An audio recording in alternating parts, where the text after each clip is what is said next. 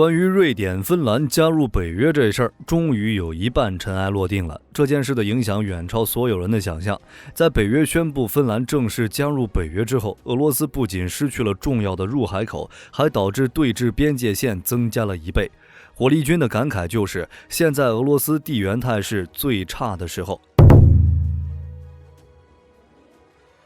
4月4日，芬兰正式加入北约。在得到北约庇护的同时，芬兰的加入也增强了北约实力。其境内的海空基地一旦供其他北约国家使用，将为北约军事潜力带来巨大提升。同时，芬兰加入北约也标志着东北欧安全格局的重大转变。芬兰总统在一份声明中表示，我们今天成为北约防务联盟的成员国，军事不结盟的时代已经结束了。作为合作伙伴，我们将长期积极参与北约活动，未来将为北约集体威慑和防御做出贡献。在芬兰加入北约之前，俄罗斯与5个北约成员国拥有约1215公里的陆地边界，而芬兰与俄罗斯的边界大约1300公里。芬兰的加入使得北约与俄罗斯的陆地边界增加了1倍多，意味着波兰、格鲁吉亚、乌克兰、立陶宛、拉脱维亚、爱沙尼亚、挪威以及芬兰等国对俄罗斯形成围堵之势，几乎将俄罗斯西北、西南都包围起来了。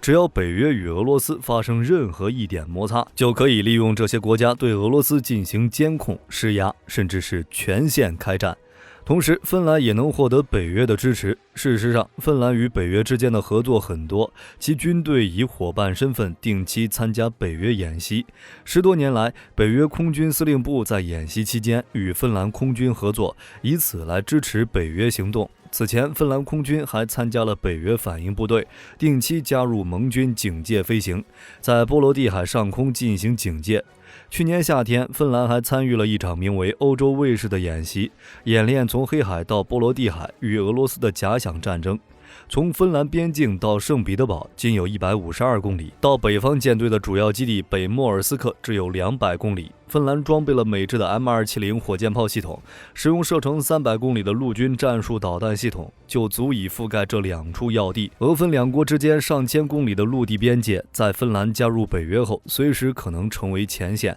如果将来美国在芬兰部署短程、中程导弹，俄罗斯北极地区的大部分军事基地和民用设施都将处于北约武器的打击范围之内。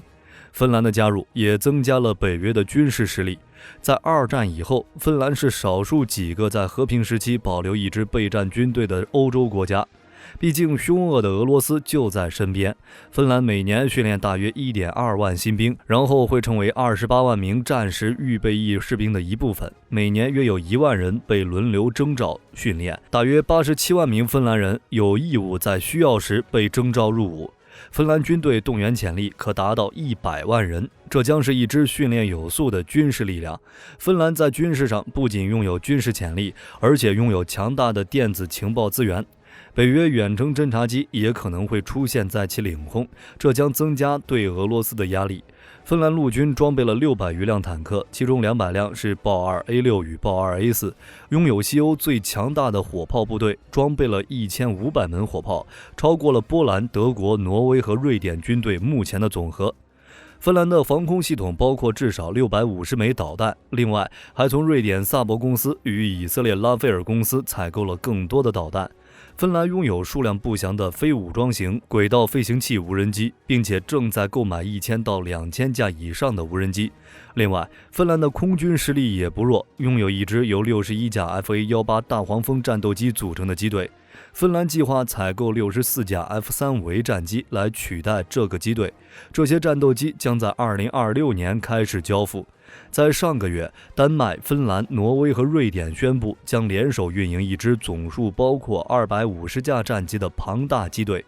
北约空军司令出席了在德国空军基地签署合作意向书的仪式，他还明确表示，这个新的联合战斗机编队将在功能上融入更大的北约作战司令部。相比之下，芬兰海军较为弱小，拥有4艘指挥舰、5艘布雷舰、8艘导弹艇、3艘反水雷舰、13艘扫雷舰以及较小的登陆舰。芬兰正在采购3艘用于水面作战的新型多用途护卫舰，这些护卫舰目前正在芬兰建造，将于2029年投入使用。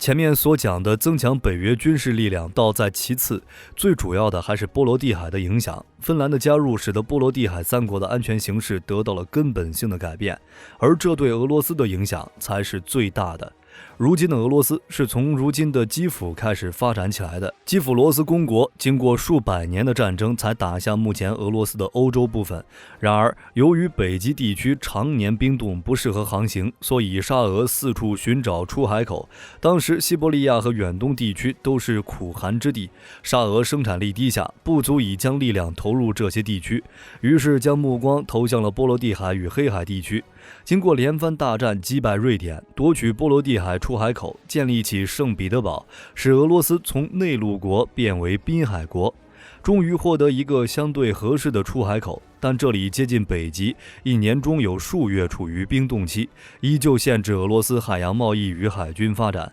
于是俄罗斯一直向东南两个方向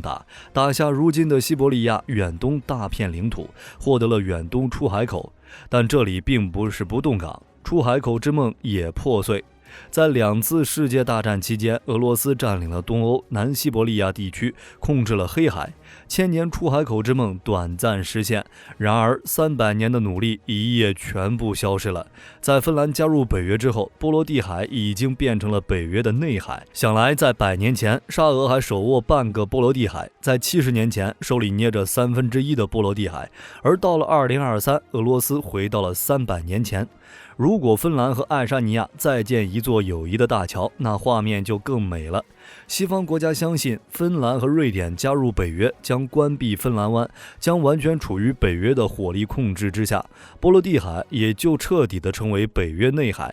而俄罗斯的波罗的海舰队以后可以改为岸防舰队了。现在是300年来俄罗斯地缘态势最差的时代，这就意味着俄罗斯历代从波罗的海争取的利益全部化为乌有。在芬兰加入北约之后，又何止一个波罗的海舰队受到影响啊？甚至北方舰队的摩尔曼斯克港口也在北约侦察范围内。当然，以前挪威也可以做到，但现在对北约来说更加方便了。而在乌克兰方向，黑海出海口也被土耳其锁得死死的。黑海舰队的旗舰莫斯科号沉了，舰队元气大伤。如今俄罗斯向西看，除了白俄罗斯，整个欧洲方向完全一致的反俄。现在欧洲拥有44个国家，有29个国家属于北约成员国，有27个国家属于欧盟成员国。如今，波罗的海三国正在边境树立起巨大的围墙，将他们与俄罗斯分隔开。波兰正在快速扩军，军费开支一涨再涨，并且从美国、韩国接受了大量新型装备。几乎所有华约成员国现在都加入了北约。曾经的腹地阿塞拜疆已经倒向西方，格鲁吉亚在仇视俄罗斯，吉安组织也正在分裂，哈萨克斯坦、亚美尼亚等国已经蠢蠢欲动，就连数百年来每一次出去打仗都陪着俄罗斯一起去打架的好伙伴乌克兰，也正在被自己入侵。在1941年巴巴罗萨战役爆发的时候，德军距离莫斯科1100公里，而现在北约距离莫斯科只有600公里，距离圣彼得堡只有180公里。俄罗斯大国梦碎，自从沙俄时代就一直想打开波罗的海出海口，甚至不惜发动北方战争，发动苏芬战争。但在芬兰加入北约之后，这里发生了巨变，未来封锁芬兰湾已成为必然发生的事情。届时俄罗斯再入侵芬兰的话，势必要引起俄罗斯与北约的大战。如今战争还在持续，俄罗斯北部入海口丢失，如果再失去克里米亚，俄罗斯将彻底失去入海口，想翻身是不可能的。东边没人提供帮助，日本还一直盯着北方四岛，西边除了白俄以外，全部都是敌人。而白俄也仅仅是因为卢卡申科还没到跳反的时候。除了西伯利亚和远东地区，俄罗斯几乎吐出了数百年战争的大部分成果，而且俄罗斯与北约的军事对峙线也达到了2000多公里，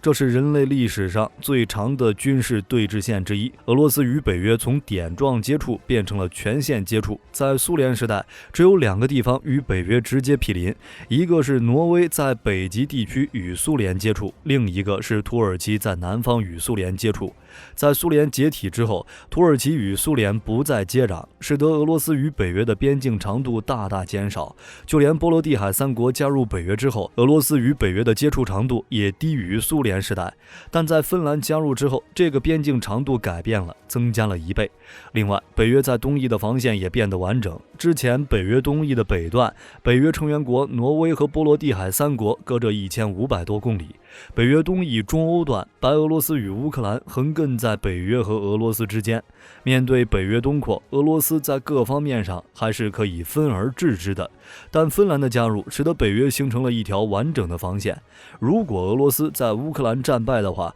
北约漫长的防线就可以完成最后一环。到那个时候，就连白俄在北约3国环绕的情况下，也将面临巨大压力。俄罗斯在这样一条对峙线上对抗整个北约，需要部署多少士兵、多少战机、多少装甲车，修建多少军事基地与运输线，没人知道。如果未来土耳其同意瑞典加入北约，那么这种严峻的军事还将为俄罗斯带来更多的压力。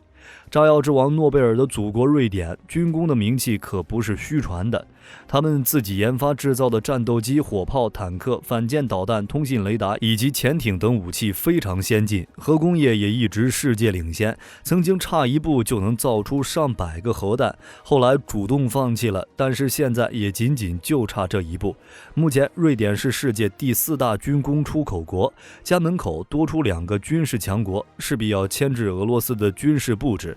这就意味着俄罗斯必须要在俄芬边境部署相当数量的军事规模，势必将增加俄罗斯的军费开支。芬兰加入北约，进一步加强了北约军事实力，压缩俄罗斯战略空间。俄罗斯国际形势进一步恶化，未来的俄罗斯何去何从，是否可以扛得住，还是未知数。